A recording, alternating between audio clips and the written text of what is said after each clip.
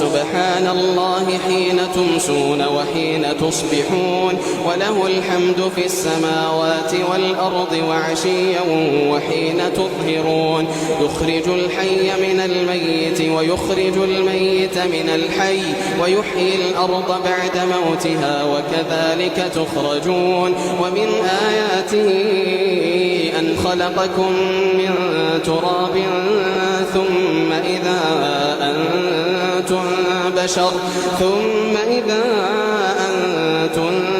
بشر تنتشرون